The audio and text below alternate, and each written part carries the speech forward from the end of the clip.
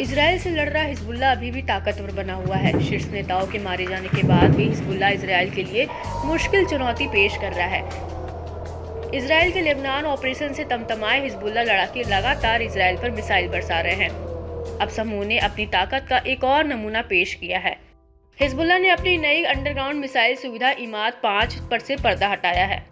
समूह ने इससे जुड़ा एक वीडियो फुटेज भी जारी किया है, जिसमें जीत हासिल करने तक इजराइल के खिलाफ चल रहे टकराव के लिए मजबूत प्रतिबद्धता को दिखाया गया है।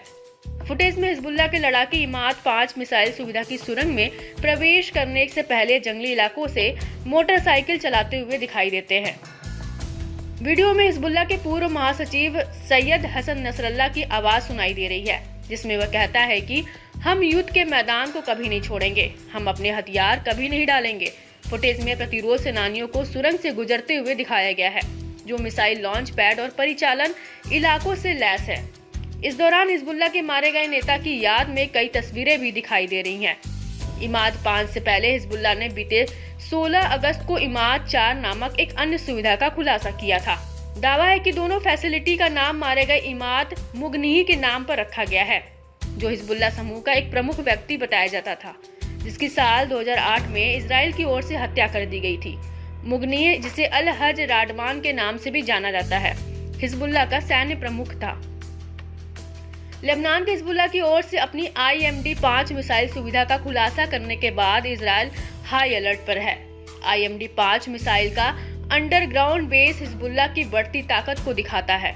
इसमें मिसाइल लॉन्च पैड और ऑपरेशनल जोन है, जो उसकी रणनीतिक तैयारियों को दर्शाता है।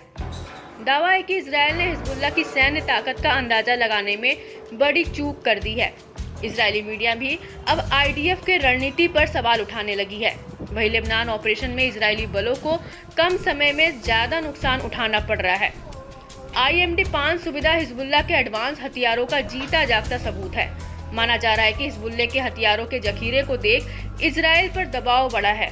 मिडिल ईस्ट में हालात अभी भी तनावपूर्ण हैं।